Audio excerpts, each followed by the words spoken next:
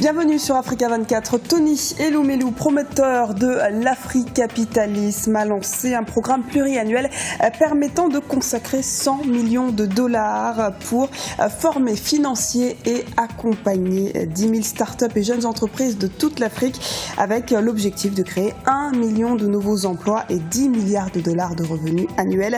À sa tête, le professeur Reed Whitlock, directeur général de la fondation Tony Elumelu. Il est notre invité du jour. Professeur Reed Whitlock, bonjour et merci d'avoir accepté notre invitation. Bonjour de Lagos, Nigeria, et merci pour avoir fait tous les arrangements pour cette interview. Monsieur Whitlock, dites-nous, vous avez une expérience en matière de compétitivité et de croissance dans l'entrepreneuriat dans toute l'Afrique, y compris au Rwanda, qui a réalisé des progrès remarquables. Quelle sera votre première initiative à la tête de cette fondation ? La première initiative est liée à notre calendrier et l'activité de... Il y a une concurrence et vous avez déjà fait référence à ces concurrences et on a invité toutes les entrepreneurs de l'Afrique de soumettre leurs propositions à nous avant le 1er mars. On a commencé ces concurrences le 1er janvier et jusqu'à maintenant on a déjà presque 14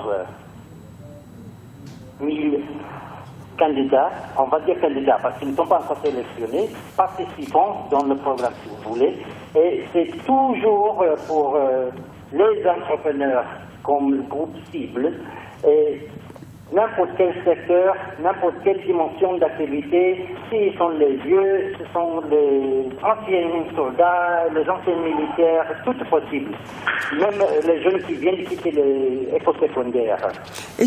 Pour nous, c'est très excitant, c'est intéressant d'avoir mobilisé 100 millions de dollars, comme vous avez bien dit, avec une groupe cible de 10 millions de participants, des entrepreneurs sur 10 ans. Donc, beaucoup de nos activités et nos ressources sont maintenant dirigées vers ce sens. Après le 1er mars, on va maintenant trier et faire la sélection. Mais pour maintenant, tout le monde à notre fondation est mobilisé derrière cette activité. Et Monsieur Whitlock, vous avez reçu à peu près quasiment 10 000 candidatures en l'espace de 2 mois d'ouverture de ce programme. Comment expliquer cet engouement ? Ce que je peux dire, c'est qu'on est très satisfait avec le nombre de réponses qu'on a reçues. Je pense que ça a largement satisfait nos attentes.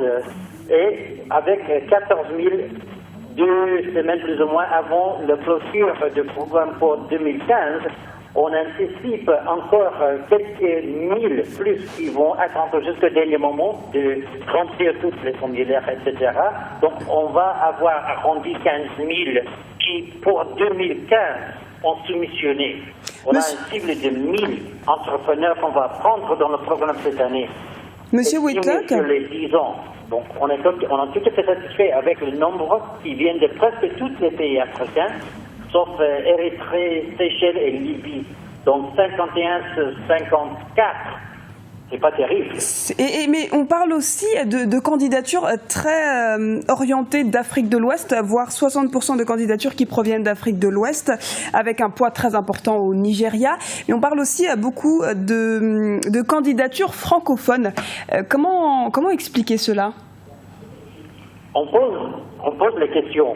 Pourquoi les francophones qui ont reçu la même publicité que les anglophones, la même quantité de promotion et le même nombre de visites de nos staffs que les pays anglophones. Donc, entre les deux, les pays anglophones et les pays francophones, il n'y a presque aucune différence dans l'effort qu'on a fait à sensibiliser ces deux groupes. Dans leur réponse, par contre, comme vous dites correctement, on a eu beaucoup plus de réponses, premièrement d'Afrique occidentale que orientale, et plus des pays anglophones que francophones. Le deuxième, je peux mieux expliquer que le premier. Pour le deuxième, je pense que notre fondateur et notre patron, Tony Elumelu lui-même, il est beaucoup plus connu dans les pays anglophones que francophones.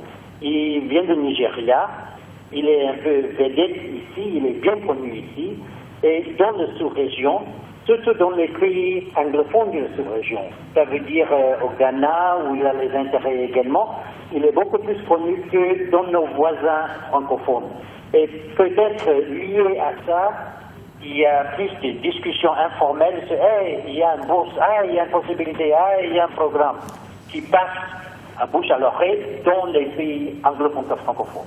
Et M. Whitlock, dites-nous, 10 000 start-up dans les 10 prochaines années à créer avec 10 milliards de dollars de revenus annuels, ça ce sont vos objectifs. Est-ce que ce n'est pas trop ambitieux?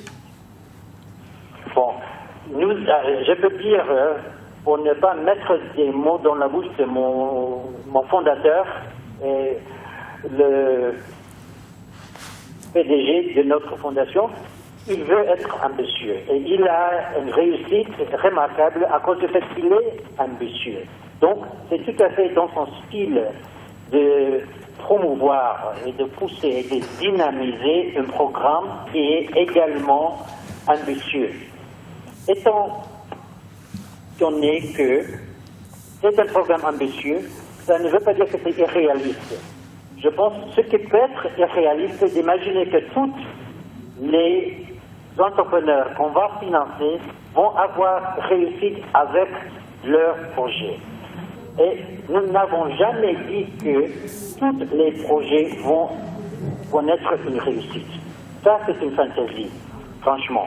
Parce que mais vous y croyez, vous? Est-ce que vous y croyez? Dans le monde, il y a un taux d'échec de presque 80%. Donc, on va, avec l'appui qu'on va donner à ces entrepreneurs, avoir un taux de réussite peut-être... Vous êtes plutôt optimiste, vous? 40 ou 50%, mais pas tout.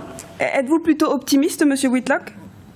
Je suis optimiste qu'on va avoir une meilleure taux de réussite que ce qui est connu en général pour les entrepreneurs, ce qui est moins que 20%.